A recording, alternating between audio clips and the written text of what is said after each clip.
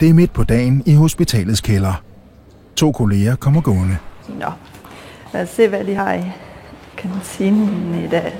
Jeg synes sgu ikke rigtigt, at jeg er sådan helt vildt sulten, faktisk. Sådan. Nå, hvad kan det der være? Jeg ved sgu ikke rigtigt. Hvad sker der? Ian, er det okay? Pludselig falder den mandlige kollega om. Ian? Ian? Ian? Hallo? Ian?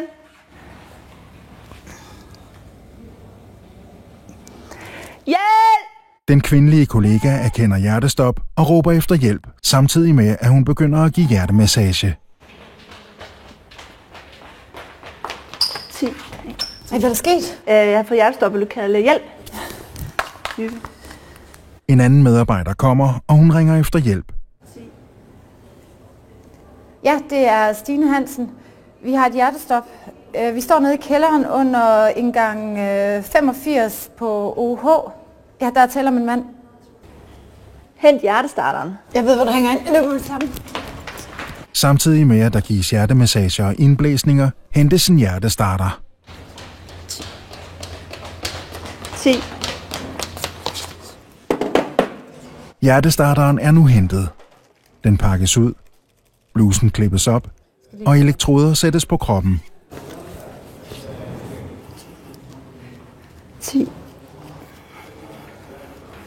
20.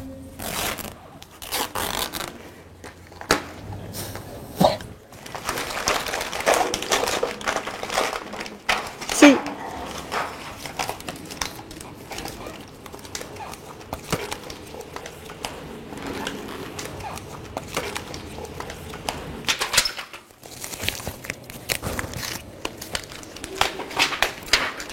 20. Hjertestarteren tændes. Er du okay? Ja, det er fint. Apparat OK. Voksenelektroder. Stop hjertemassage og indblæsninger. Rør ikke patienten. Analyser. I det hjertestarteren anbefaler stød, trykkes der på giv stød-knappen. Stød anbefales. Rør ikke patienten. Tryk på den blink stød. Afgivet. Giv hjertemassage og indblæsninger. Der fortsættes nu med at give hjertemassage og indblæsninger og følge hjertestarterens kommandoer, indtil der kommer hjælp.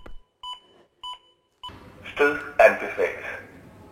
Rør ikke patienten. Tryk på den blinkende stød.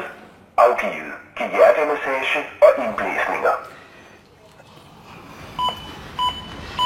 10.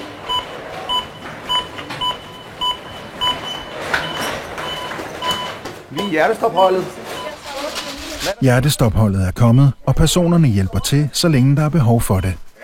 Dette afslutter hændelserne i hospitalets kælder. Du fortsætter bare. Hjertemassage og indblæsninger.